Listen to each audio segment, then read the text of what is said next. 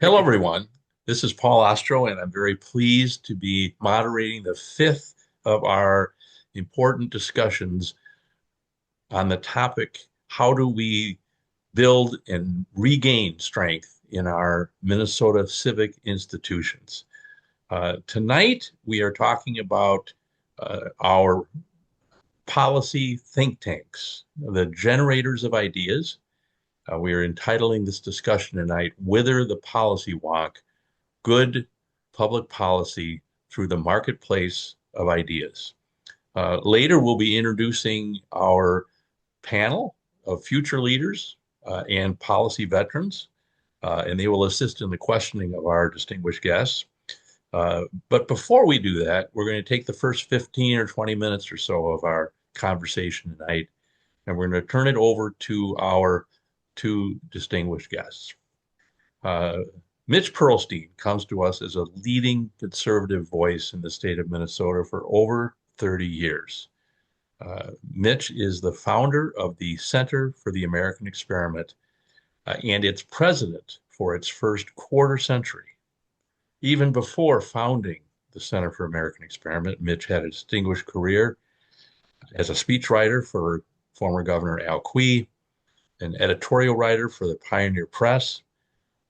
Mitch served in both the Reagan and Bush administrations, served in the Department of Education, has written a number of books on public policy, and he soon has a book that will be released on November 13th. And I'm sure we will talk a little bit about that tonight, Mitch. And the book is Second Chance in Hiring, an Economic and Moral Necessity. Mitch, thank you so much for being with us tonight. Oh, thank you very much. It's been 10 years since I was with you guys. Good. And we remember we had both of you before with the Civic Caucus. We look forward to renewing a great conversation with you. Thank you, Mitch. Dane Smith also comes to us as a very distinguished voice in Minnesota politics from a somewhat different political perspective. Dane is a retired journalist, president emeritus of the Growth Center for Growth and Justice, an organization committed to racial and economic justice. Dane comes with decades of experience in state politics and civic leadership, and as a distinguished journalist for over 30 years for both the Star Tribune and the Pioneer Press. And Dane also co-authored the book Professor Wellstone Goes to Washington. Dane, we're thrilled to have both of you, and we're thrilled to have you here with us tonight. I'm honored. Thanks for inviting me. Thank you both so much. So, Mitch and Dane, I'm just going to turn the floor over to you after a few introductory comments. We are having you here tonight because we really think development of public policy is one of those institutions that's under threat. And we think that restoring faith in how we develop public policy is really important to moving our state and our nation forward.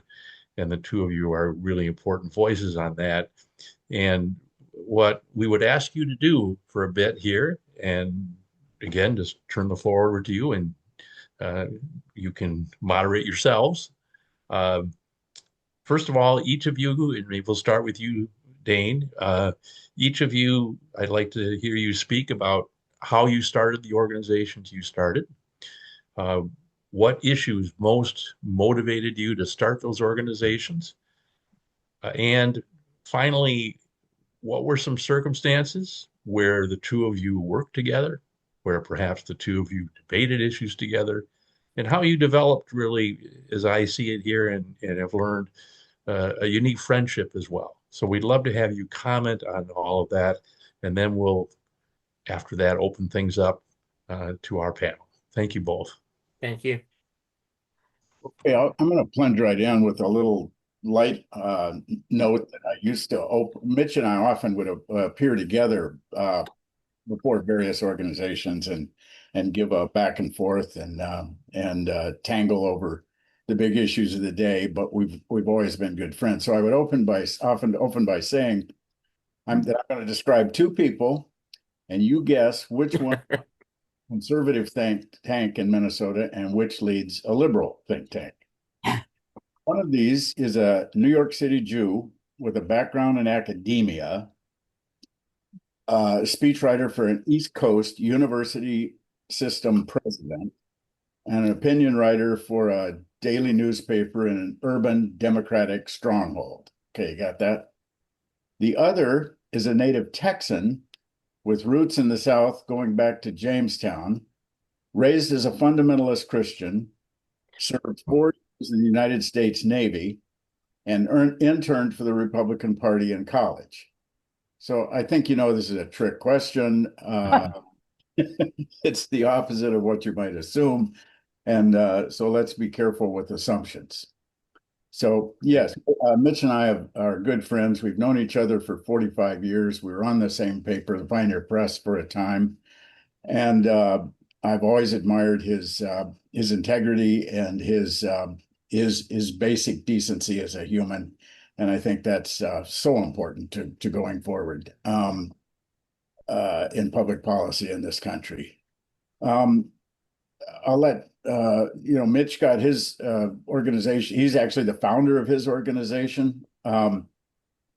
I came to Growth and Justice about 5 years after its founding. It was founded by Joel Kramer, who had been the publisher of the Star Tribune, and briefly was a candidate for lieutenant governor as a Democrat. And looked and decided the Center of the American Experiment had the field to itself, and there wasn't really a strong public policy organization that made the case for the progressive that made the progressive case. So he founded it in 2002. I took a buyout from the paper in 2007, and I always admired Growth and Justice is the way they frame things. The basic premise was that justice, social justice, racial justice, social justice, reducing inequality, investing in human potential, all of those things are actually good for sustainable business growth. So we never really set out to close the divide between left and right. It was really more to unite social justice imperatives with the business community. And in that way, I thought it was a really reasonable way to approach the public policies of our time.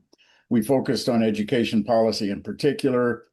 We wrote reports and did all the things think tanks do to research and advocate proven interventions that improve student success that really move the ball.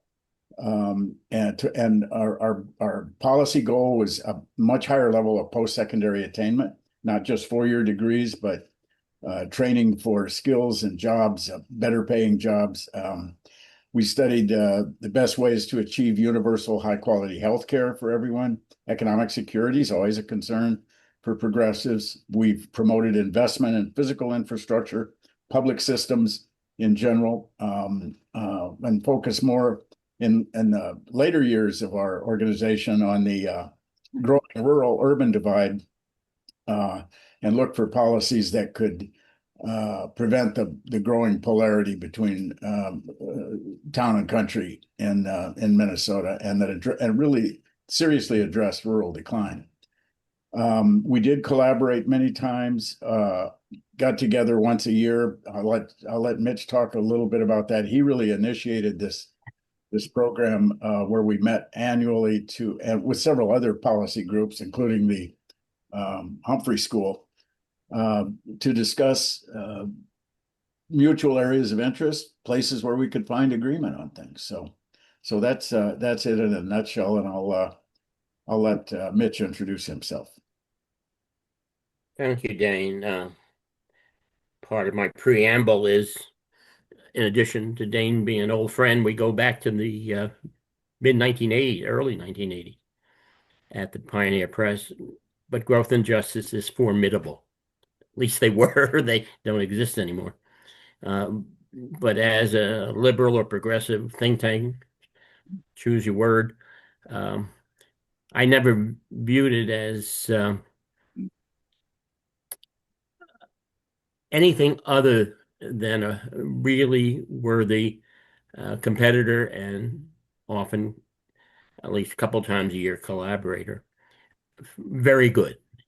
As for American Experiment, I had been Alqui's speechwriter in the final 2 years of his administration. I had by that point a background in journalism, education, and government, and had a PhD, which meant I didn't get very many job offers, but wound up as an editorial writer at the Pioneer Press from 83 to 87. And it reached a stage where it was time for me to move on. I was looking for something else to do, and I had always wanted to have a Washington stint. And I had an opportunity to get one working under Chester Eaton Jr., who was at the Department of Education at the time, by my lights, during the latter half of the 20th century or so, and still in many respects, the best education writer and critic in the country. And I wound up getting an invite to work for him, and he was working for Bill Bennett. So I got there in 87, and more or less about 20 minutes after getting there, I decided I didn't want to be there. I was hired to be something like the spokesperson for the research arm of the Department of Education, and got there and found out that someone else considered herself the spokesperson for the research arm of the Department of Education. And that was in keeping with uh, various things going on there. Um, so I started thinking about how to come home. And by this stage, Minnesota was home. I had come out here in 74 from New York with Peter McGraw, who became the president of the University of Minnesota. And when I was at the Pioneer Press, since I was an editorial writer, I was getting material all the time from various think tanks. And Heritage, and I was a Republican, I was a measured conservative coming out of the Quee administration. And the reputation that Heritage had at the time, and it's returned to in some respects, was a little crazy on the right side. But they started sending me stuff, and it was really very good. Um, so I started thinking about think tanks a bit more, go off to Washington, try to figure out what to do, how to get back here. And I said to myself, I have this background in government journalism and education. I'm going to start a think tank. I'm going to start a conservative free market think tank. And as you might imagine, people looked at me strangely.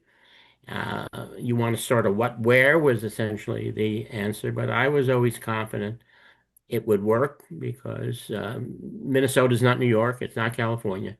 The kind of folks on the left here are not the kinds of folks in Manhattan. The people on the range are different from the people in Manhattan.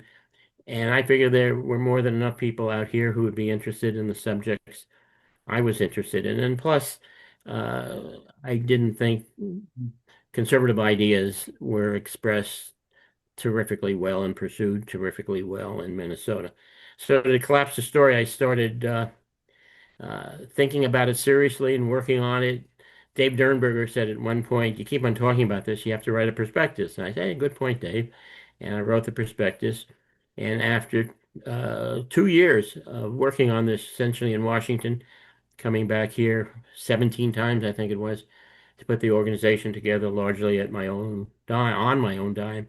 We finally opened up in March of 1990, and we've been going strong ever since. I left the presidency upwards of 10 years ago now.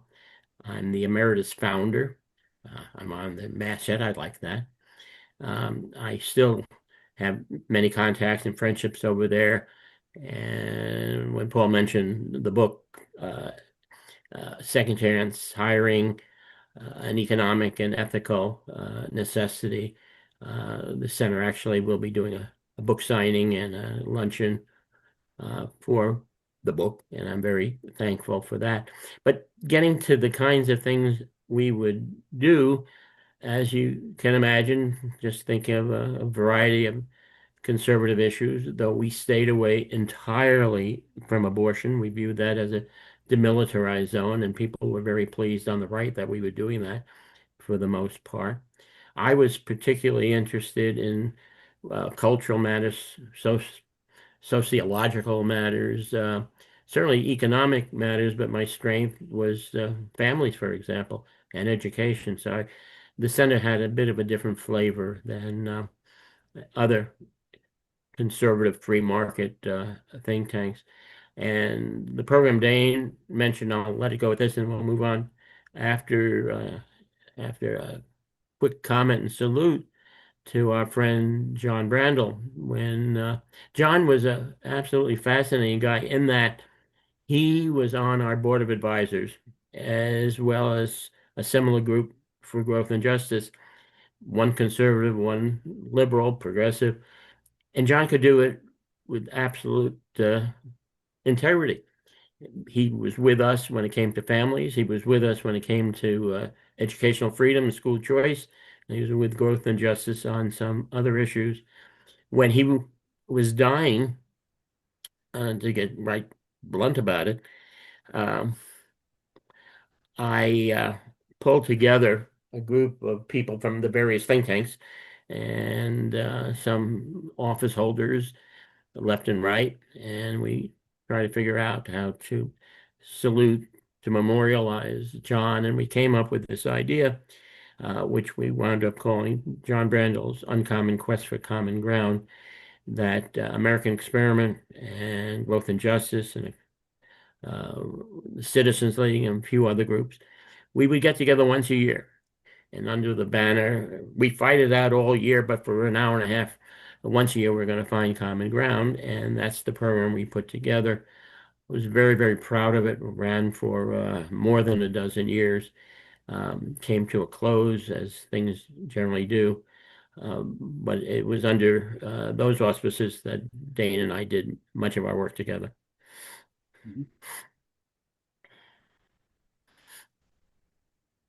I remember in particular, uh, we came up with some pretty imaginative subjects for that annual gathering. Yeah. One was on the Mitch, remember, on the subject of thrift. Yep. Barbara Defoe Whitehead. Which I mean, who's against thrift? It was, we really did some creativity and coming Yeah, up. that was a perfect one. In that, for the first number of years, we would have panels. The first one scared the heck out of me. Was something about raising taxes, and I was afraid if I didn't say I'm interested in raising some taxes, or you guys would be mad, and the whole idea of the program would go down. And if I said I was okay with it, I'd lose my job. But we had various programs, and be truthful, they turned into some shouting matches, or at least it wasn't absolutely cordial. But my friend Barbara Defoe Whitehead, the great historian, had written a book about thrift. And Dana's right. How can you be opposed to thrift? And she's a wonderful scholar. And she spoke, and it was absolutely first rate. In some ways, well, we had some really good ones on the Magna Carta, for example, but that was a superb one. But another one I remember, poverty, and that was particularly rich. A lot of papers submitted, Yeah. and we did sort of reach a kind of an agreement on some things. The idea of guaranteed income through tax credits and tax deductions and ways that we could actually and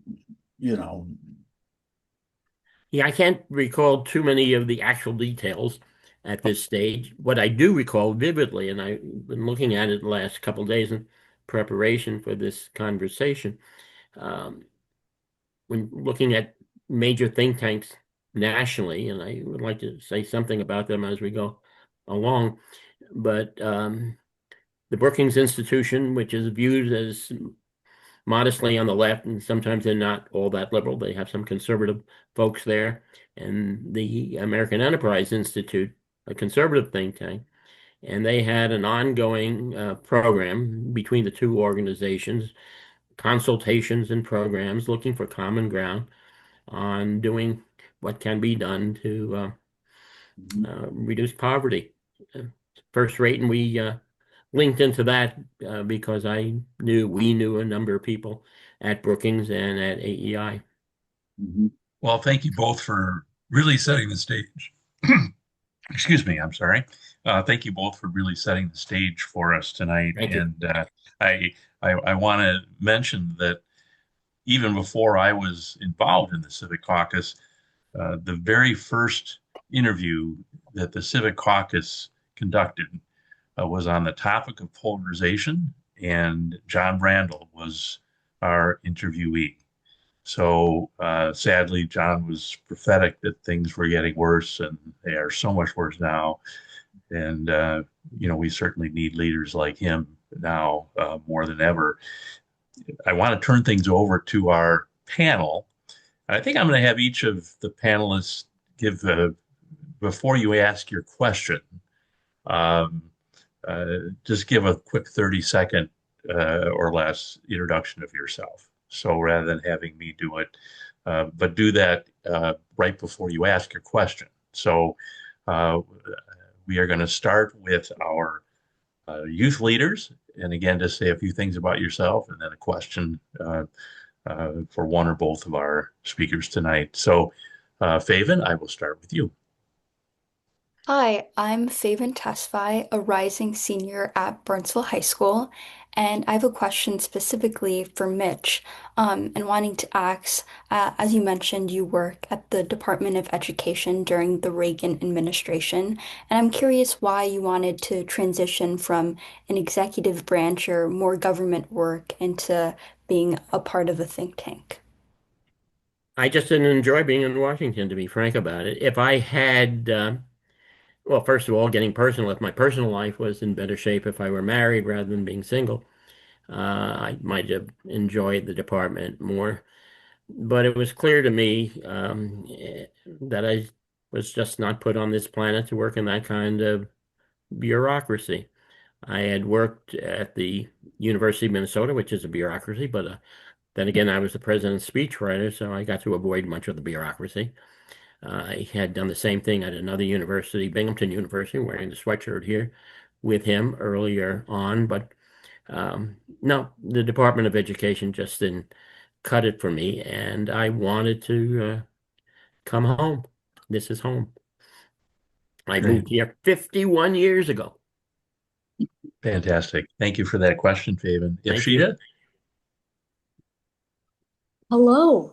My name is Ipshita Tiwari. I'm a rising junior at Eden Prairie High School, and I'd really like to thank the Civic Caucus for this opportunity, as well as Mr. Mitch and Mr. Dane for their valuable today, because your work in policy and advocacy is really inspiring to us young people looking to make a real difference in our communities. And so I had a question for Mr. Dane. So you appear to be a really staunch advocate for racial and economic equality.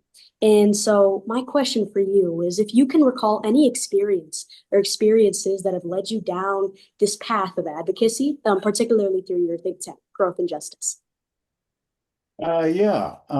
Actually, it goes back to my childhood. My parents were Southerners, white Southerners, who, of course, and my ancestors, some of them were slave owners. They most benefited from racial injustice. But my parents were different. And Martin Luther King was, as his movement was gathering steam in the mid-60s, my Texas father would make me watch King's speeches on TV. And he would say, listen to this man. He said, this is America's future, and this is what we have to do.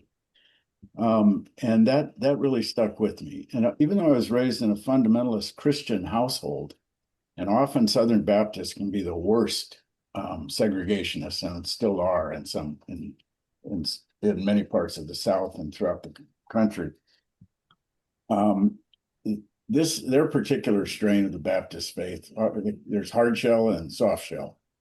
They they did not. My grandparents actually raised my parents to be non-racist, but then my parents became Jehovah's Witnesses, which is, those are the people who knock on your door.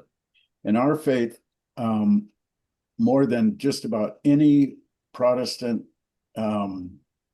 let's call it sect in America, was intensely inclusive. We had Black people and Latino people of all races in our church all the time. In our illustrations books, we always had these idealized photos of people from all over the world.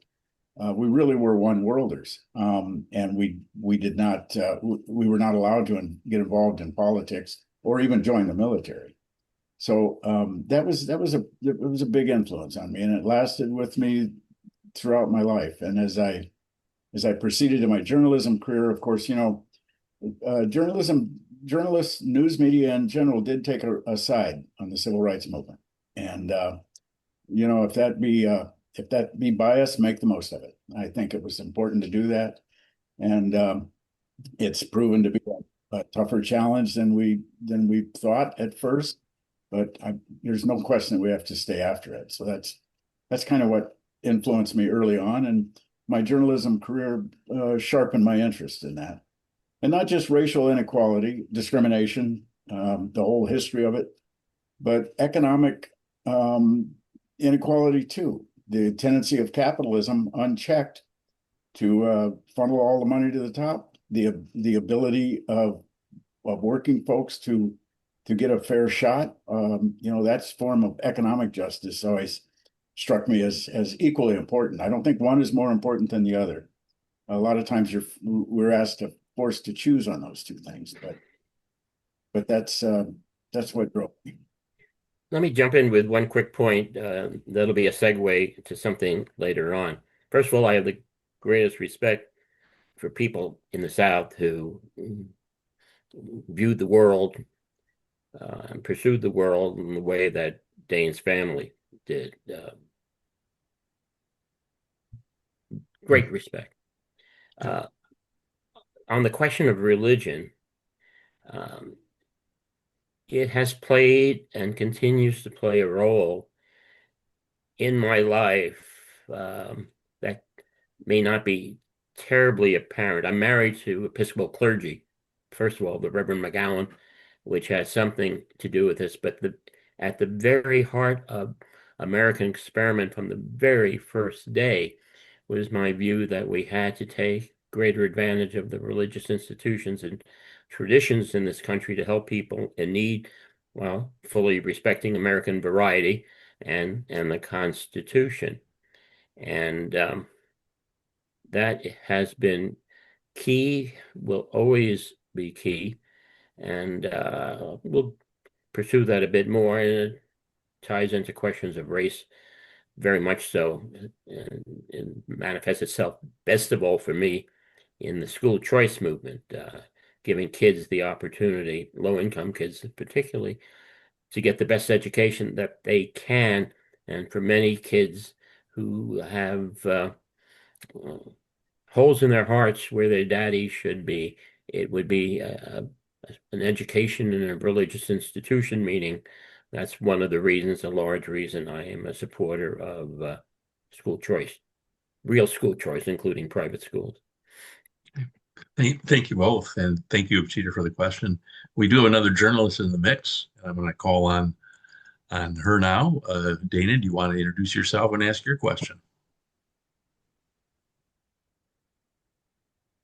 Oh, we can't hear you, Dana. I think you might be muted. Okay. Yep, now we can hear you. Okay. Okay. I'm Dana Schroeder, and I actually worked with the Civic Caucus as a consultant for about 10 years, I think, 10 or 11 years, writing up. Well, I would also participate in the interviews, but also write up summaries of the interviews that we then posted online. And eventually we got into having the Zoom videos, which we started during the pandemic, also posted online. And my days as a journalist were, as Paul referred to, my husband, John, and I owned the Grant County Herald, a weekly newspaper in John's hometown of Elbow Lake, Minnesota, in the west central part of Minnesota, near Alexandria and Fergus Falls, a town of 1,300 people. And as I had grown up in Minneapolis, and so it was a little adjustment when we did that, but very valuable experience in terms of looking at local news and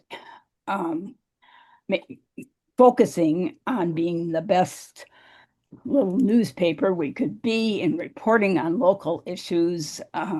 We covered lots of public meetings or public city councils, county board, school districts, school boards that some of them hadn't ever been covered before. And, took some challenging always had a local editorial and took some views on things that were sometimes controversial. But we owned the paper for 7 years, from 1977 to 84. And I've done a variety of things before and after that, really almost always focused on public policy. So I would just like to follow up a little bit on what you brought up about religious institutions, Mitch. And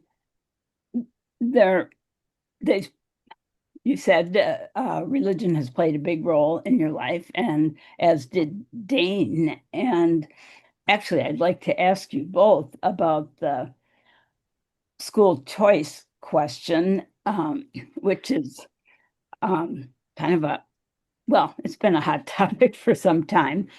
Minnesota has had a strong, since the 1980s, strong public school choice environment with open enrollment and post-secondary enrollment and charter schools. And I know John Brandel, because he was one of my professors at the Humphrey School, felt strongly that we should have vouchers, as you said, Mitch, for private schools and often for religious schools, you brought up. So I would just like to get maybe a little more detail of your thinking on that, Mitch, and then also your thinking on vouchers, which is usually what's talked about with people being able to choose private school and get public funding to send their kids to those schools. Right. So it sounds like we're starting with you, Mitch, and then we'll let Dana weigh in too. I'm all for public school choice. I'm all for public schools. I haven't spent a day in my life, right through the PhD, in a private institution, with the exception of driver's ed when I was 17. So I'm an advocate of public schools. I'm an advocate of public school choice programs. I applaud Ember, Reichgott Young, and Arnie Carlson, and certainly Rudy Perpich. I'm just wanting to add to that, in the interest of educational freedom, giving families more opportunities. And as I teased a moment ago, much of my work has been with family fragmentation. And The numbers, as you may know, without getting into them now, for the number of kids growing up without their daddies and often without their mommies is just outstanding, astonishing, bad. And for many of these kids, not for all, the kind of education that goes this way. The teacher can say, Johnny, you're just not working hard. God wants you to do better. That's not going to work for everybody. It'll work for some. And there's no doubt in my mind that in the spirit of American ecumenicism, and if these programs are put together correctly, they can be constitutional. They are constitutional. The Supreme Court has been saying that for 20 years. That is why I support all different kinds of school choice, and I was the chair of various school choice organizations. Quick segue. When we start talking about, as I presume we will, how to overcome polarization in this society, in many respects, what we're talking about, the best route for this is being able to view all people, all Americans, as God's children, to treat them with respect. And that is at the heart and soul of an American ethic, American religious traditions. And if I'll come back, as I trust I will at some point, talking about Al Queen, I'm his biographer, I was his speechwriter. Religion animated him in many, many respects. And to put it starkly, he was the best human being I've ever known. Okay. Thank you, Mitch. Dane? Yeah, I think the question was the issue of vouchers, school choice, and so forth. This whole area was not a center of our attention at Growth and Justice. I was a reporter when Perpich began to introduce the idea of being able to choose between public schools. Made a lot of sense. I wrote articles, I think fair and balanced articles, the rise of the charter school movement. And I just have to say that it's and this is a problem for both the left and the right and dreamers and visionaries everywhere. Too much was promised. I don't think that it has resulted. I mean, we have maybe the most charter schools or most charter school enrollment in the country, and it's not really moving the needles. Some schools are just doing fantastic, others not well at all. The biggest indicator of a child's success in school and life, a key thing, is the income of the parents, and the education level of the parents. Even in a divorced woman who has a college education, that flows into the child and in many subtle ways and direct ways. It leads that child to be successful. It's the whole quandary about what to do with American education is just a huge, huge, confusing jumble right now. And I'm not going to claim I'm retired now, and I'm not going to claim to have all the answers, but I don't think it lies in a full-fledged voucher system. I think we do need to support the public schools. It's still educating 80 to 90% of American young people, and it has always been sort of the great equalizer. It isn't the equalizer it used to be. Now you've got to have post-secondary training and education, but I remain I'm a public school product, but I also graduated from a private Catholic university at St. Thomas. You can probably tell I'm very confused religiously now. That's one of your more appealing aspects. Universal. Well, it's important to note, and Dane and I share an understanding of the complexity of it all. And I would just add, it's not just the income of the family, it's the structure of the family. And when 70% of all Black children in this country are born outside of marriage, and in inner cities, it's more than 80%. And for other groups, it's also ridiculously high. Of course, we're going to have education problems. And when it comes to expanded choice, that's not going to be a fix-all. That's just one aspect. But for me, that's an important one. Yeah. So a lot of different solutions can certainly get at things. Well, I want to give you a chance, John, certainly somebody who knows a lot about charter schools and a lot about a lot of things. I just wanted to finish that thing about being Did I interrupt? My apologies. Yes. being a Unitarian Universalist now.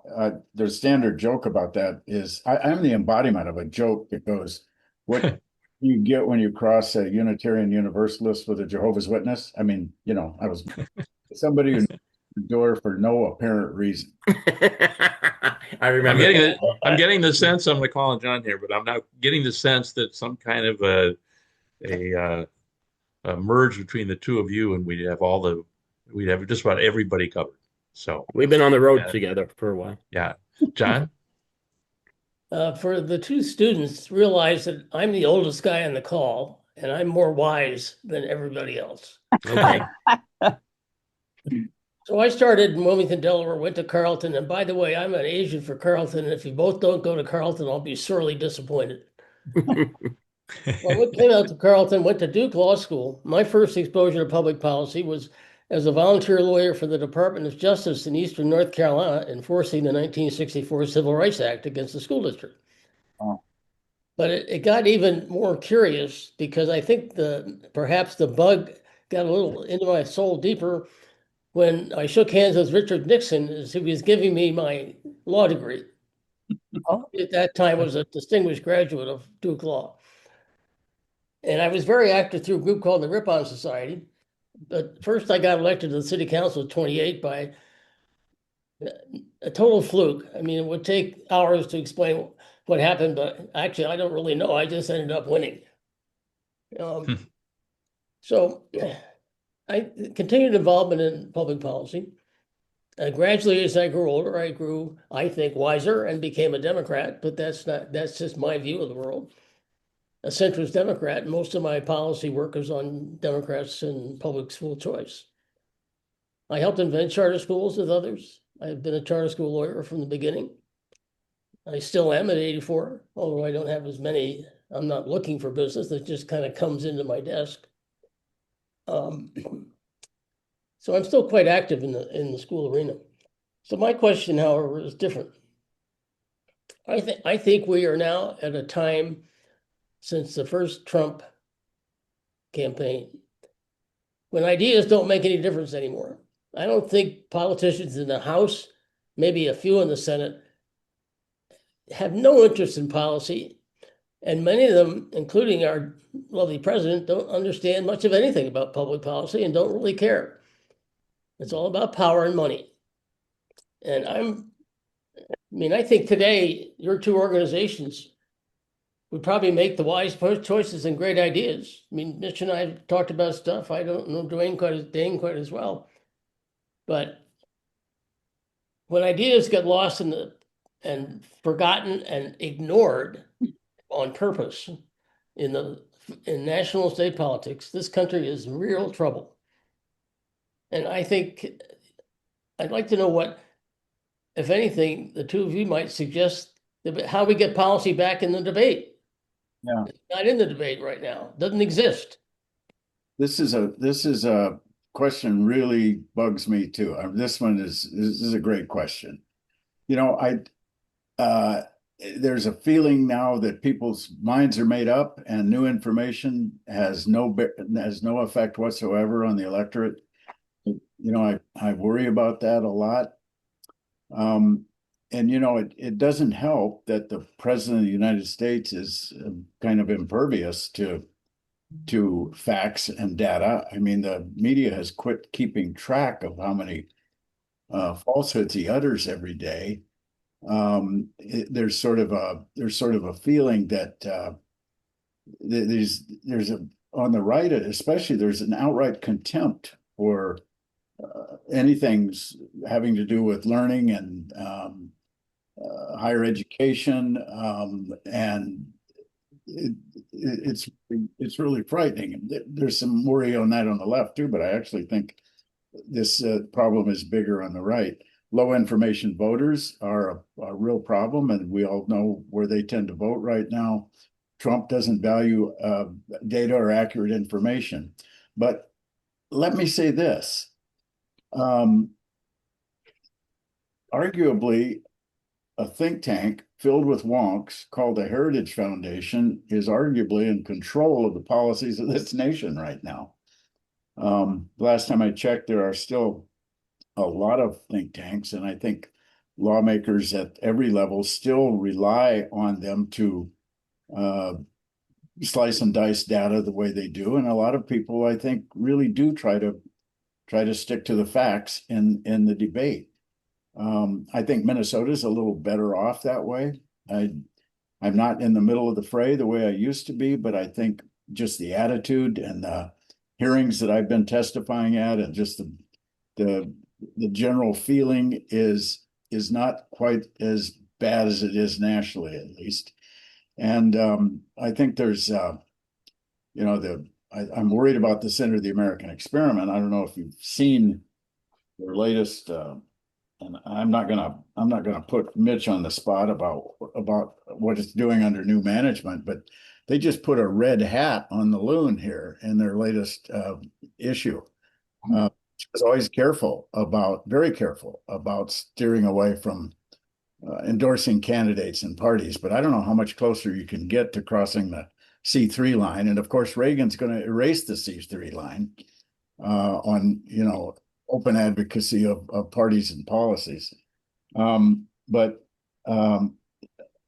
So I have mixed feelings about your worries or your question. I think on a big national level, in a splashy way, it looks like nobody's listening to new ideas, but I think underneath it all, there's some hope. I agree with more than I would like to agree with John's comment and some of Dane's comments. I think American Experiment is well on the correct side of the C3 argument, and the red hat only has to do with the word thinking was in red. They wanted to make it match. Sorry.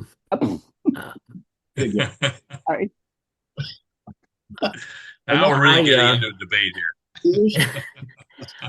I'm of the mind, that's state of waste. All right, very good. I'm actually, I haven't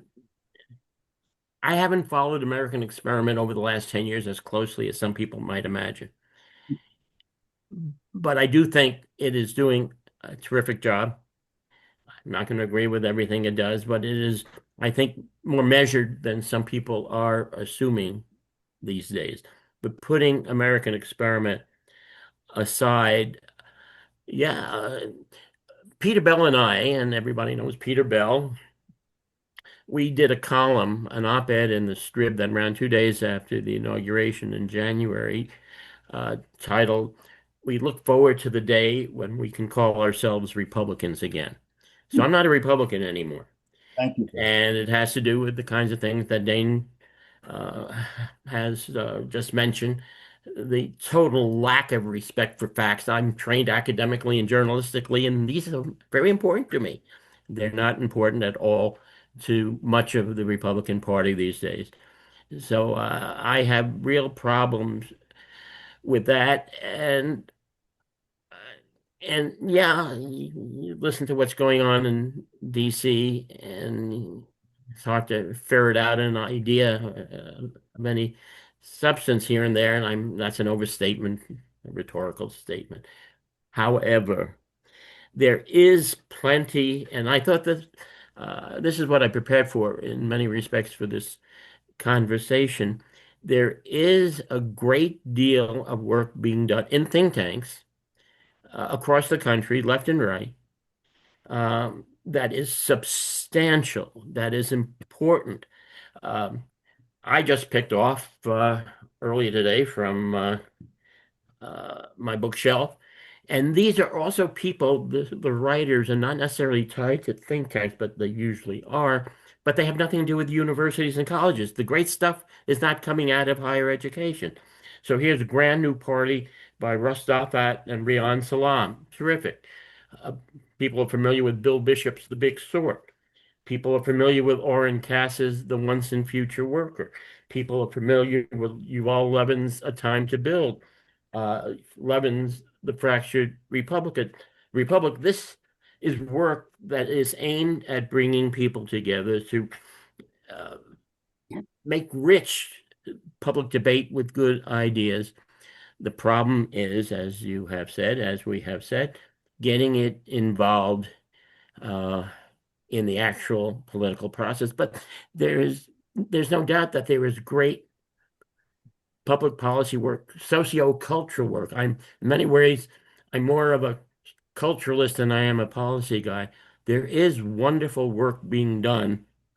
It's not necessarily uh, reaching where it should be reaching. So I'm going to jump in with a question and then turn it over to everybody else because uh, Mitch, what you just referenced, I'd love to have both of you respond to this.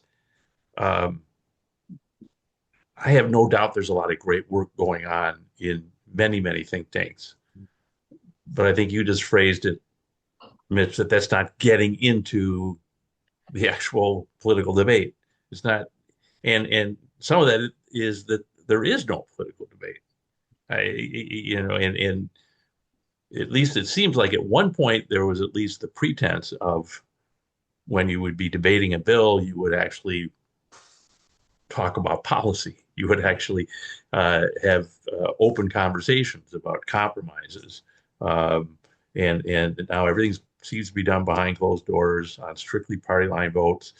And doesn't seem like there's any space in the policy debate. There's no space for policy debate where policymakers are making their decisions.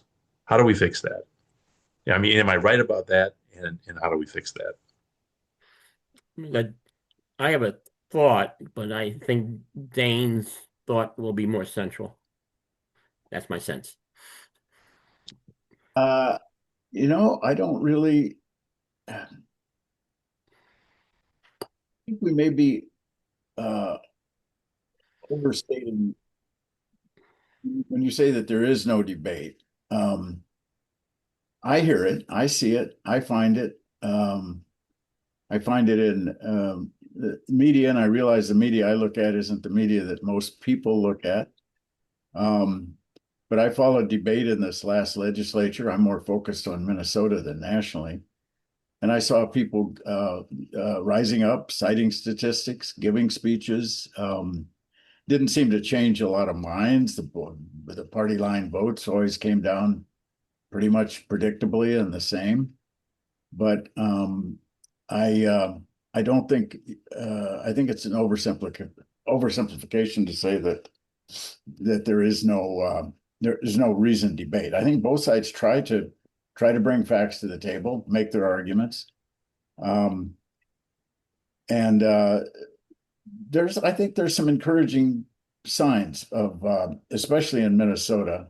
I was surprised by the conclusion of this last legislative session. Actually, they came to an agreement, and they had to go into overtime as usual. I'm particularly impressed by Lisa Demuth. I think she has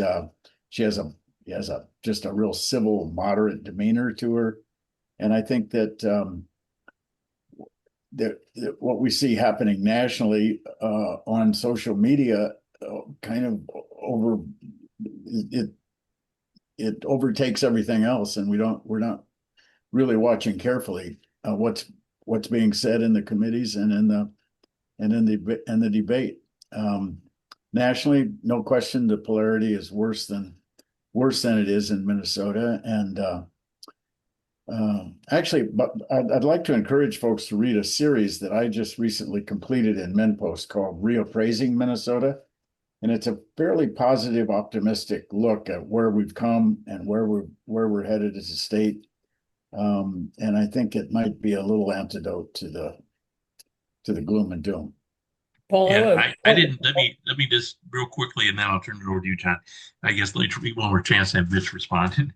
I think what I was trying to say is the new ideas that either Growth and Justice or Center for the American, the new policy ideas, things the Citizens League used to do. Maybe I'm wrong, but compare the ability maybe that you had, you know, um, in earlier days, and maybe it is the same in terms of generating a new idea of a think tank and actually have it become law, have it actually get traction at the legislature.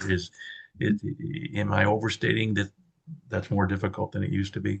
Just quickly, I don't think we've seen anything quite like the Metropolitan Council, which came out of the Citizens League in the 60s, a brand new system of government. I mean, that was pretty spectacular. Mm-hmm. But I think ideas about how to get health care to more people through Minnesota Care and so forth, that was a product of bipartisan cooperation in the 90s at least. That's getting to be pretty recent.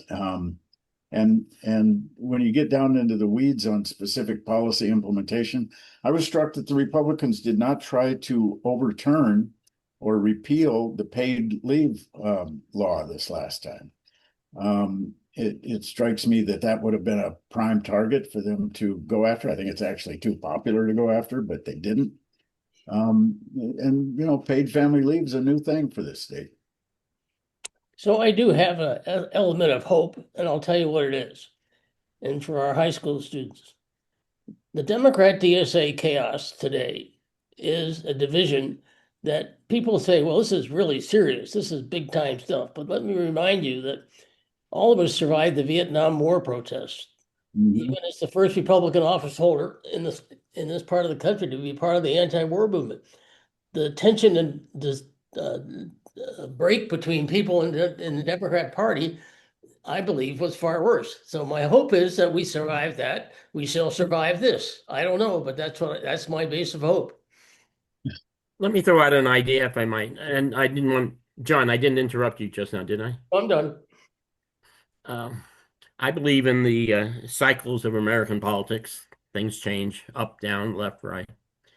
And maybe we'll be more cordial to one another at some point. Though at the same time, I think we get along better in this country, generally speaking, than we give ourselves credit for. And we can focus, as is always done, on social media and campaign finance and the like as reasons why things are stuck.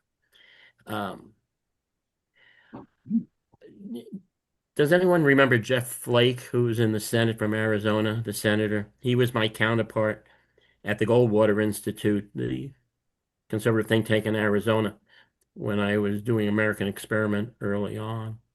And then there's Ben Sasse, the Republican senator from Nebraska who left to become president of the University of Florida. And then I think they spent too much money down there on something, and he's not the president of the University of Florida anymore. But they were both people I admired greatly in large measure because they gave the greatest speeches on the Senate floor, beating the hell out of what Trump was doing in his first term. The nastiness, the rudeness, the crudeness. And they both left one way or another, and I suspect without any lasting effect. But I remember reading those two speeches to my wife.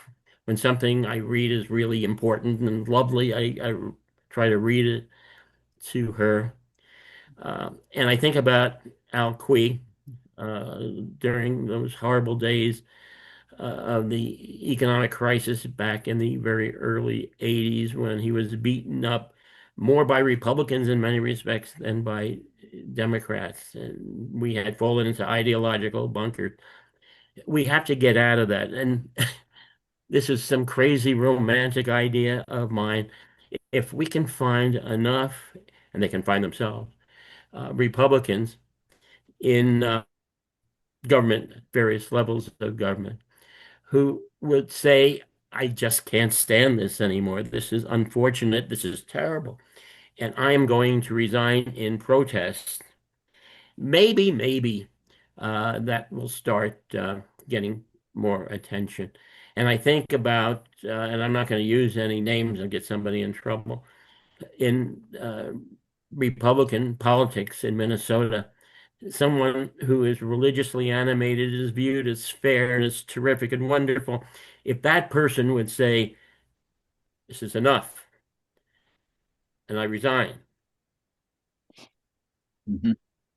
the romantic in me is saying maybe things will get a bit better. I'd like to draw everybody's attention to something that we produced at Growth and Justice. It was the last thing we produced before we merged our group, we merged with a group called, um, um, can't remember the name, but this was Minnesota Equity Blueprint. And it's good old fashioned wonky 150 page, 110 policy ideas for Minnesota. And we released it at the same time COVID was breaking out all over the nation, didn't get much attention, but we did get it in the hands of legislators. We worked hard at finding regional, support for it all over the state. We listened to folks all over. I don't think you could characterize it as a Marxist manifesto by any chance. A lot of practical stuff, things like broadband access, the basics on healthcare, and much of this got passed into law in the 2023 session. So I felt really good about that. Mitch similarly produced policy blueprints for the legislature over the years, and I'm sure that they saw a lot of their policies come to fruition. And again, legacy, I don't agree with anything in the Heritage Foundation's Project 2025, maybe 1% of it, but that thing is dictating just underneath Trump's bluster and deflection and everything else. That stuff's being implemented, and it's the product of a think tank. Yeah, Heritage had been responsible. They'd been very, very good. And then in more recent years, they are not. And so they're not my favorite people. They had been some of my favorite people a long time ago. And by the way, since Dane is has held up one of his publications, here's one of the original, wrong side. No, this is the side. Can you see I'm moving it fast because we changed the title. This is the book coming out in November. Yeah. End of commercial. Yeah. So That's fantastic. I wanted to step in. I'm Janice Clay, and we have lost our moderator due to internet troubles. I'm back now. I did. So we we'd love to hear you guys all night. But I think he's trying to get back in, but I said, okay, I'll step in for a moment. Oh, there. I think he's maybe coming back. Oh, there he is. Okay. Yeah. Can everybody see me now? Yeah. Oh, excellent. Thank you, fellow Oli. So Ipshita and Feven, St. Olaf is the place to go. I just had to get that in and respond to Mr. Cairns. So I didn't want to cut anybody off. And I think maybe, Danny, you were asking a question. Were you? What I wanted to do is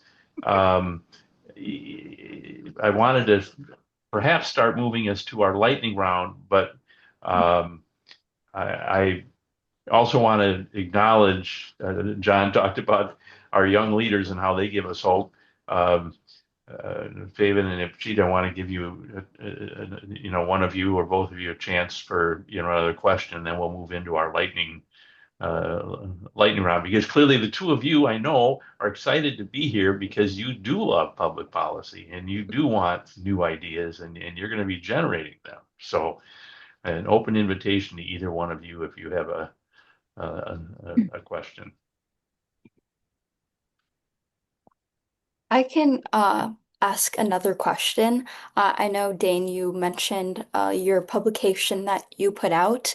And then I just want to ask more broadly, in the future, what do you imagine the best relationship between policy writers and think tanks and actually policy makers, and that relationship looking like, and the best collaboration in that sort of reciprocal relationship? That's the best question so far today, by the way. Congratulations. Why don't you go ahead and answer it, Mitch? Could you restate it again, just maybe a little more briefly? Okay. Go ahead. Ideally, in a more idealistic world, how would you see the best relationship between policy writers and think tanks and legislators looking like? Ooh, the dream world.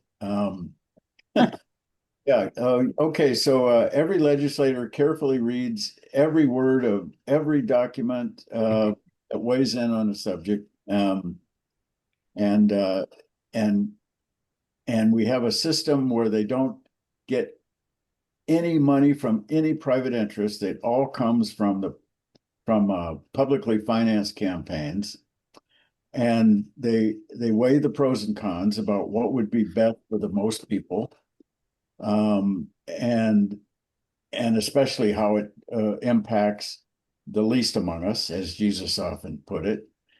And then they vote their conscience on every single thing. Um, Hmm. yeah. How about this? That there is movement between public service and think tanks. That people who are scholars, otherwise trained, policy experts, cultural experts, they spend some time in government, then they spend some time in the private sector, and not just think tanks, maybe actually in business making money, and then perhaps going back and forth. I think that would be a good idea, not for everybody, but for some. Great. Well, Good question. I spent a lot of time in Norway because my daughter lives there now, and in Scandinavia, and Minnesota has a lot in common, of course, with Scandinavian countries politically, culturally, historically. And I do think that I'm an admirer of the Nordic model. They really have come up with egalitarian systems, healthy democracies, and their socioeconomic indicators are off the charts compared to us. And I think they have millionaires, they have billionaires, they have big companies, but they also have a more fair society. And I really think that that's probably the best. You just heard my ridiculous dream of a utopian regard for facts and policy making, but I think the Nordic model might offer the best. Great. So I'm going to, do any of our panelists have one more question? Because, and then I want to move us into our lightning round. But Yeah. if anybody has one more, okay, good. And then we'll move to our Ipshita will give you the last shot at it, and then we're going to move into our lightning round. Ipshita, fire away. Of course, thank you so much. So, as a young person today, I have often noted that, liberalism and conservatism have become sort of like buzzwords that get thrown around a lot, especially in the news and in media today. And so I wanted to ask both of you, in your own words, how would you define being liberal or being conservative? And what message do you have for young people today in today's more polarized political climate? That's a great question. Is it fair to have Mitch define liberalism and Dane define conservatism? Couldn't resist. Anyway, You want me to start? fire away. Yes. Keep it simple and respectful. A liberal or a progressive, and I don't use either term in a pejorative way. That's just silly, and it just makes people mad and doesn't help. A liberal is more likely, more comfortable having the government involved in things than a conservative generally is. With the caveat, our current conservative president is more likely to get the government involved in various things in the private sector, in the cultural realm, than any president in the history of this nation. So this breaks down at some point. So I was only half joking, Mitch. Why don't we let both of you define both terms? So, Okay. Mitch, we'll let you define conservatism, and then we'll turn it over to Well, Dane. in addition to what's expected, that We have more faith in the private sector and the nonprofit world than having the government too actively involved in doing things. And we respect the rule of law, but so do people on the left, and our constitutional history, but so do people on the left. But for me, and frankly, this is at the heart of my conception of the American experiment when we got started. As I mentioned before, I'm a culturalist, and public policy matters, of course, but can only go so far. It's a matter of attitudes and effort and motivation and so forth, not just passing laws. I'm not saying people on the left think it's just passing laws either.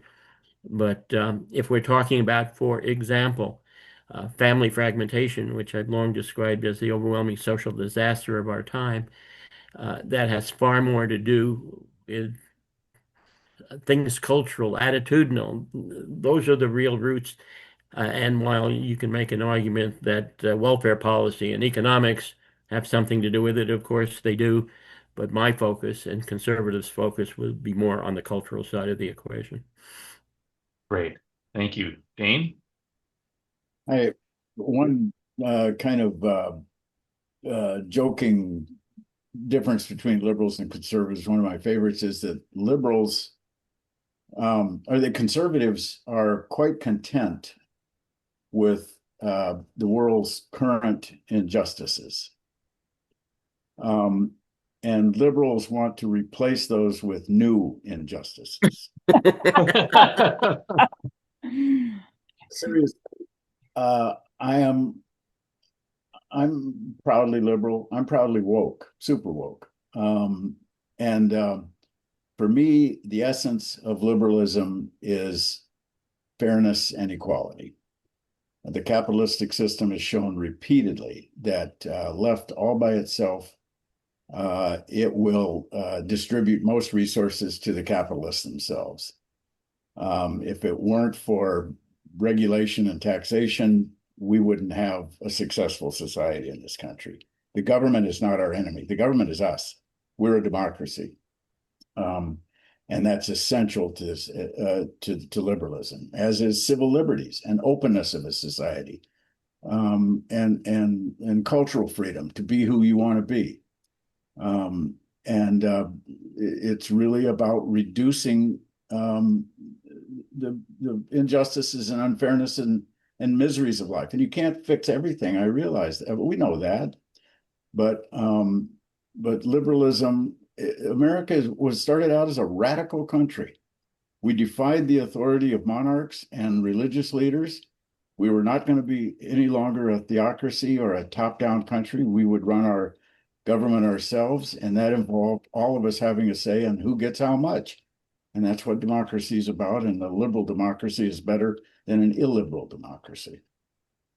So since By the Mitch way, has been following up on Dane's opening, does anybody know the difference between an optimist and a pessimist? An optimist believes that this is the best of all possible worlds, and a pessimist is someone who agrees. That's good.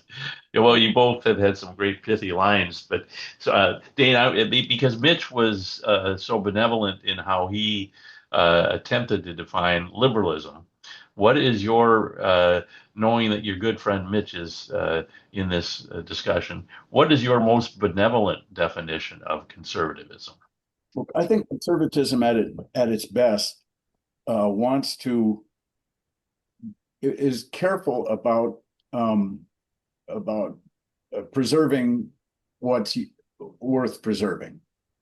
And I think that caution, that basic caution around conservatism is necessary. The regard for private space, private enterprise, absolutely is defensible. And the word conservative is applied not just to politics and policy, but to temperament. And we need conservative temperaments, people who are careful. And and don't behead all the kings when in the pursuit of change, or behead all the aristocracy. We don't need to eat the rich. We can just tax them. Well, what this interview has showed us is what we need is more folks that see those nuances and respect those different philosophies. And Ipshita, that was a great question. Thank you so much for it. Yeah. So now what we're going to do is we're going to finish up with our lightning round. And so I'm going to ask Dana and John and Feven and Ipshita to ask a question of hopefully no more than 15, 20 seconds. It can be a yes, no. It can be for one or both of our guests. And we're not going to have you guys answer them. If you got a little note paper, you can kind of keep track of them. And when all those questions are framed, we'll have you try to answer them all, Mitch, and then we'll have Dane try to answer them all, and then we'll turn it over to the two of you for final comments. So, John, we'll start with you. We'll go to Dana, then Feven, and Ipshita. Just a whatever lightning round question, a quick question that you've got for either of our guests. My question is this. I think the biggest danger to this country is the combination of extraordinary amount of money going to private schools, religious schools, and the influx of religion from the far right into public schools. Okay, a Is that for response me to that. or for Well, we're going to have you take them all at the end. So this is I see. This is a test of your pithiness, because these are going to be probably big questions. But or my forgetfulness. Okay. well, that too. Okay, so great. Thank you for that, John. Dana? I guess this would be sort of aimed at Dane, although both that growth and justice and your own work has focused on racial and economic justice and equity. How can that work continue with the anti-DEI policies we're seeing coming from the Trump administration? Yeah. Okay, great. And then Ipshita. So this question is for Mr. Mitch, and it is that in a previous Civic Caucus interview, so one 10 years ago, you stated that most Minnesotan civic institutions don't regard some vital questions. Following up on that, what are the questions you believe should be addressed by citizens and civic institutions in our state? Okay, great. And then Feven, I don't want to tie your hands with this, but if I'm keeping track, I'm going to give the religious schools question to Mitch, and then I'm going to give the question about DEI to Dane. And if Cheetah's question is for Mitch, and do you have a question perhaps for Dane? Yeah. This is less materials related, but more methods. What's the best way you ground yourself when discussing with others that have differing political views with you? We'll have both of you do that. Great. So Mitch, why don't you jump in on the religious schools, and then Ipshita's question, and then Dane will have you address DEI, and then a great way I think to end the conversation will be a response to Feven's question about how do you best have those conversations across differences. I have great confidence in the ability of Americans. And remember, we're more than 1/3 of a billion people. We come from a strong religious tradition, both individually, various groups, various denominations. But the United States was once described as having the soul of a church. So I give wide berth to matters of religion. Will there be excesses here and there? Needless to say, but on decided balance, and I underline decided balance, our religious institutions and traditions serve us very well. And it would be a bad thing if we try to denude our culture, including schools, of things religious, fully understanding that in public schools, you don't do various things, but in private schools, we have to allow that freedom. And Ipshita, could you maybe restate your question for Mitch? Yeah. So, again, in a previous Civic Caucus interview, you stated that most Minnesotan civic institutions don't regard some vital questions. What are the questions that you believe should be addressed by citizens and civic institutions in our state? If we're looking at questions of poverty, if we're looking at questions of crime, why?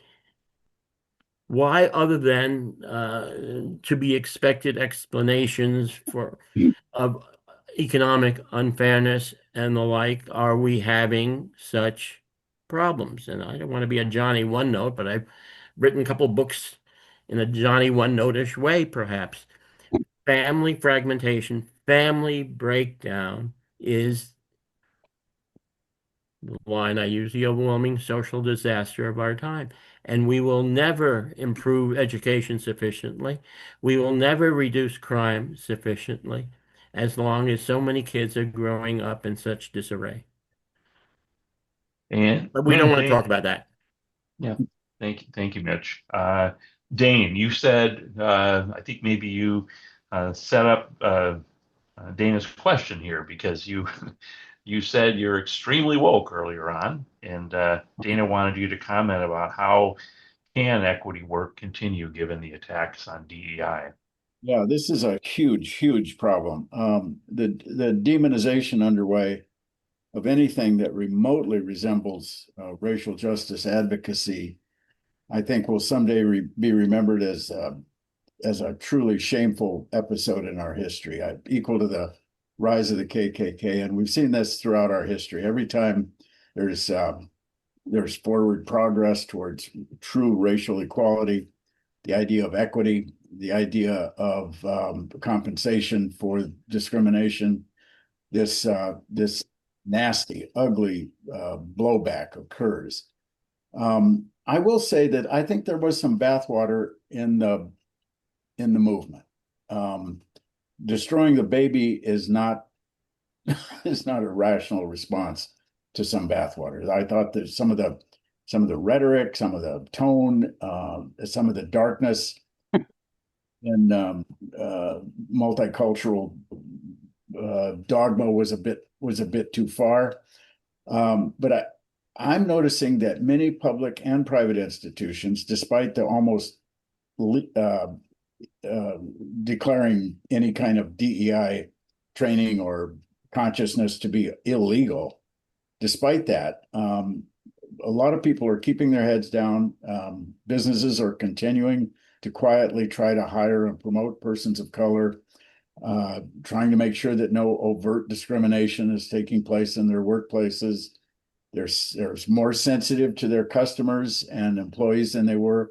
Many police departments are going ahead with reforms in their procedures, so that things like Derek Chauvin and the scores and dozens and hundreds of other police brutality episodes don't occur. So I think underneath it all, I think I got to have faith that that people of goodwill are going to continue to work on this, and that we will survive this latest white backlash. So let's end on a hopeful note, and maybe starting with you, Dane, and then Mitch, you can wrap things up. Maybe a bit of a two-part question, but related, and it would be to Feven's question. Advice for all of us, especially people like younger people like Feven and Ipshita, who want to have conversations across differences, conservatives and liberals, people who look at things differently. What would your advice be to them about how to have those kinds of conversations and how to foster them? And then hopefully, Dane and Mitch, you can weave into that response a conclusion that leads us some hope in terms of how we move forward to perhaps a more civil and thoughtful discourse. Yeah. Well, I I actually think that Donald Trump has so fouled the atmosphere that people just overreact to his to his constant villainization of anybody who is opposed to him. And I think that what I try to do when I'm in a debate or trying to contain my anger at something someone has said is I try to keep in my mind that this is another human. This is my brother or sister in God's family. And somehow they got the wrong idea. And I need to try to understand how they got that wrong idea. And maybe along the way, I'll change my mind about some of my ideas. But keeping their humanity in front of me is the most important thing. And there's nothing like getting to know someone in a very personal way, as Mitch and I have over the years to keep it in the ballpark. Great. Mitch? We talk about people wanting to bite off other people's heads. I don't want to bite off anybody's head. It's been years and years since I've frankly gotten that angry. And so I absolutely agree with what Dane has just said. We're all God's children. And remember who I used to work for, Al Quee. Remember who I'm married to, the Reverend McGowan. But this is all true. Two quick points. One to challenge Dane, but I'm getting the last word, so that is good. DEI, when you talk about woke, is political correctness on steroids. I started writing in opposition to political correctness in the 1970s, which didn't mean then, doesn't mean now that I wasn't for racial justice and the rest. Is how one goes about doing it. I wrote a dissertation on the excesses of affirmative action. I wrote that in 1980. So let us talk about racial fairness and all, but not assume that challenging DEI is the equivalent of being against people of color and the like. Final point, when talking about students, and I don't know if we've done that enough tonight. I go back to Vietnam, and I was an anti-war activist, but I was one who didn't think that the United States was evil. I just thought we made a mistake. But there were so many people back then, young people perhaps particularly, who were very cynical about things American institutions and so forth. And I understood that. That was a tough time. I got a little angry myself on occasion. But it's one thing to be cynical about what's going on in this country and our history and the like, when one is older and has been through the mill a number of times and gotten beaten down. But it's something else when you're naive, when you're young, and cynical at the same time. And that is something we have to avoid. And how do we do that? We need to do a better job in education, not in any excessive way or artificial way. We have to make certain that people understand that for all of our flaws, that this is one remarkable country, historically and currently. And we have to have more faith in our institutions of all kinds, trying to make them better at the same time, but let's not tear them down automatically.